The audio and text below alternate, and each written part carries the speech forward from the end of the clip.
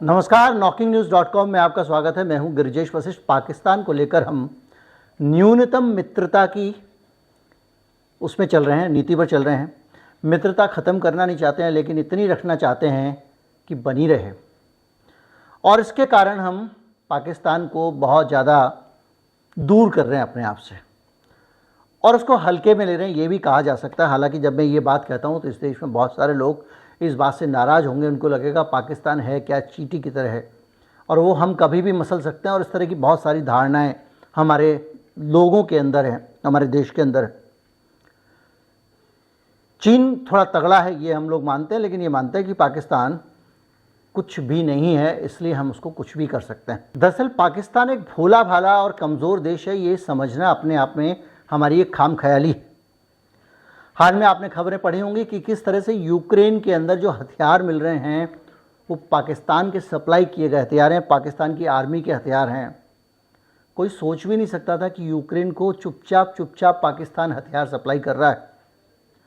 और पाकिस्तान का आप रिकॉर्ड देखें, इतिहास देखें तो अफ़गानिस्तान के जो तालिबान थे और मुजाहिदीन थे, उनको भी अमेरिका पाकिस्तान के ज़रिए ही हथियार पहुंचा रहा था।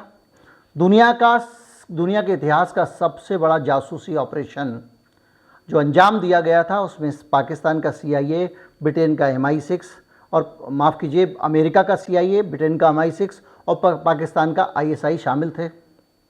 इस तरह की बहुत सारी चीज़ें मैं अपने मेरे वीडियो भी काफ़ी आपको बता चुका हूँ, वो शामिल थे। तो इनको एक हल्के और कमज़ोर और बेचारे पड़ोसी के तौर पे नहीं देखना चाहिए। लेकिन अब जो ताज़ा खबर है वो सचमुच डराने वाली है। पाकिस्तान अपनी लेबोरेटरी में, वो पाकिस्तान जिसके पास अपने लोगों के लिए खाने को पैसा नहीं है, पाकिस्तान की तस्वीरें देखें तो लोग आज भी कबीलाई जीवन जी रहे हैं। वहाँ संसाधन नहीं है, कुछ हिस्से अच्छे हैं, बाकी सब धर्मांधता में डूबे हुए हैं, उनको उसी में झोंक दिया गया है। और वहाँ पे पाकिस्तान में एक ऐसी लैब का पता चला है जो कोरोना से भी कई गुना घातक वायरस बना रही थी, गेन ऑफ फंक्शन। याद होगा मैं अपने जब वीडियो बनाता था कोरोना वाले तो उनमें बताया करता था VSL-4 लैब जो है पाकिस्तान की, उसमें बड़ी संख्या में घातक वायरस बनाए जा रहे थे। और ये माना जा रहा है कि इसके पीछे चीन या अमेरिका का किसी का हाथ है। चीन का हाथ कहना आसान है, इसलिए पूरी दुनिया कह देती है। अमेरिका कहने में पश्चिम वर्ग जो दुनिया है उसकी दिक्कतें होती हैं, उसकी कुछ दिक्कतें हैं। चीन और पाकिस्तान पर आरोप है कि दोनों मिलकर घातक वायरस को डेवलप कर रहे हैं। जियोपॉलिटिकल एक संस्था है, एक मीडिया हाउस है, उसकी रिपोर्ट है। वो कहती है कि घातक वायरस को बनाने के लिए चीन की कुख्यात Wuhan laboratory, Wuhan institute of virology, उसने पाकिस्तान की defence science and technology organisation DESTO के साथ एडवांस साइंटिफिक इंफ्रास्ट्रक्चर तैयार किया है। वुहान इंस्टीट्यूट ऑफ वायरोलॉजी, जिसको डॉक्टर फाउची अमेरिका से पैसे दे रहे थे कोरोना वायरस जहां बन रहा था उस जगह पे, जो अमेरिका का आरोप है।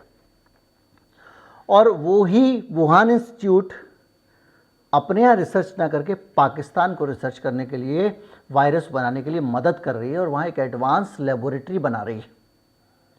यानी जैविक हथियार, वायरस वाले बम, जैविक हथियार तैयार किए जा रहे हैं पाकिस्तान में, जिसमें चीन उसकी मदद कर रहा है। ये हमारे पड़ोस में एक बड़ा खतरा है और ये कोरोना के मुकाबले कई गुना बड़ा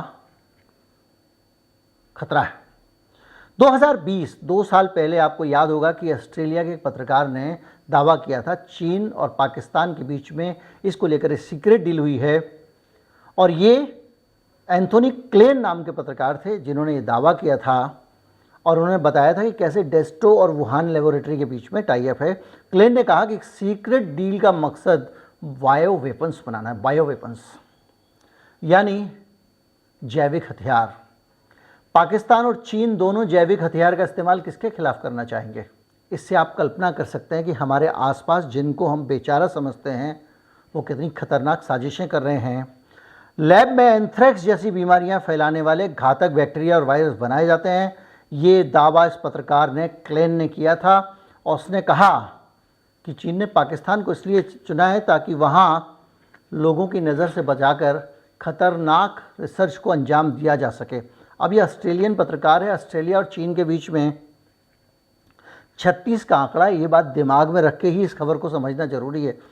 लेकिन पाकिस्तान और हमारे बीच में भी 36 का आंकड़ा, ये भी भूलना नहीं चाहिए। पाकिस्तान ने इन आरोपों को खारिज कर दिया था। उसने कहा कि ये सब फालतू की बातें हैं और वहाँ के जो फॉरेन ऑफिस है उसने कहा कि ये इन बातों को लेकर बेकार का भ्रम फैलाया जा रहा है और जिस लेबोरेटरी का BSL-3 का जिक्र कर रहे हैं वहाँ कुछ भी गुप्त नहीं है। जो पाकिस्तान का विदेश कार्यालय है, फॉरेन ऑफिस, उसने कहा कि इस लैब के बारे में biological and toxic weapons convention यानी BTW से जानकारी साझा करता रहा है। यानी पाकिस्तान का कह रहा है इस लैब के बारे में हम सब जानकारी दे चुके हैं। BTW से इसलिए बनाया गया था कि पूरी दुनिया में जो अलग अलग जगहों पे युद्ध के खतरे हैं, जैविक हथियार हैं और दूसरी चीज़ें कोई ना बना पाए तो उसको रोकने के लिए संस्था बनाई गई थी। पाकिस्तान कह रहा है हम उसको जानकारी देते हैं। और ये लेबोरेटरी जो है वो बनी हुई है रावलपिंडी में और बायोसेफ्टी लेवल 4 यानी BSL-4 लैब कहलाती है ये। और ख़तरनाक संक्रामक वायरस का टेस्ट और डेवलपमेंट यहाँ किया जाता है पाक सेना के देख रेख में। अब सेना का काम मेडिकल रिसर्च में क्या है? अगर वो विपन नहीं है, हथियार नहीं है, तो पाकिस्तानी सेना का उसमें क्या काम? डिफेंस रिसर्च के जो जैसे DRDO है हमारा, वैसे वहाँ डेस्टो है, तो डेस्टोस की देखभाल में क्यों लगा हुआ है, ये बड़ा सवाल है। तो आप इसको हल्के में नहीं ले सकते कि ऑस्ट्रेलिया कह रहा है, चीन पे आरोप लगा रहा है, पाकिस्तान ने कह दिया हम जानकारियाँ दे रहे हैं, सब बयानबाजियाँ हैं और आदमी अपने हित में बयानबाजी लेता है। लेकिन बायोलॉजिकल वेपन्स क्या होते हैं, पहले ये भी एक जानना ज़रूरी है इस पूरे इसके बीच में। बायोलॉजिकल हथियार वायरस, बैक्टीरिया, फंगस जैसे सूक्ष्म जीव होते हैं जो इंसान, जानवरों, पौधों को मारने के लिए जानबूझकर छोड़े जाते हैं। बायो वेपन्स जैविक हथियारों के रूप में बैक्टीरिया, वायरस, फंगस और इन सब चीज़ों का इस्तेमाल करते हैं और जो इनको फैलाने का तरीका है वो बायो वेपन्स कहलाते हैं। एंथ्रैक्स, बूटोलिनम, टॉक्सिन और प्लेग फैलाने वाले बायोलॉजिकल एजेंट्स को लोगों की सेहत के लिए खतरनाक होते हैं, इनको फैलाने का षड्यंत्र किया जा सकता है, ये बात है। और इसमें जो है महामारी का कारण बन जाते हैं क्योंकि अगर आपने वायरस छोड़ दिया तो महामारी बन सकती है। प्राकृतिक, जब सबसे बड़ी बात यह है कि बायोलॉजिकल वेपन आप इस्तेमाल करेंगे तो आपको लगेगा कि यार ये तो नेचुरल है, फैल गया, वायरस फैल गया, बैक्टीरिया फैल गया, किसी आदमी ने आके वायरस छोड़ दिया यहाँ पे, अब लोग मर रहे हैं, हमको लगेगा बीमारी फैल गई है, प्लेग फैल गया है, लेकिन वायरल फैल गया है, लेकिन पता चलेगा कि नहीं साहब ये किसी ने साजिश की है। तो इसलिए बहुत ख़तरनाक होते हैं।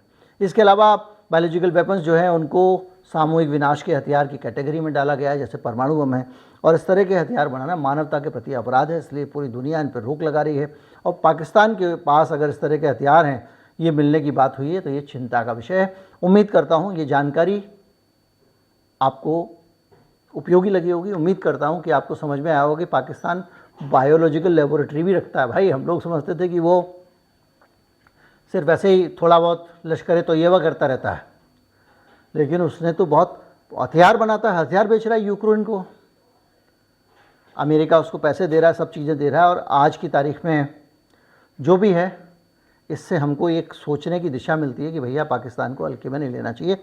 उम्मीद करता हूँ वीडियो आपको अच्छा लगा होगा। अच्छा लगा हो तो ज़्यादा से ज़्यादा लोगों तक पहुँचाएँ, चैनल को सब्सक्राइब कर लें। नमस्कार, जय हिंद।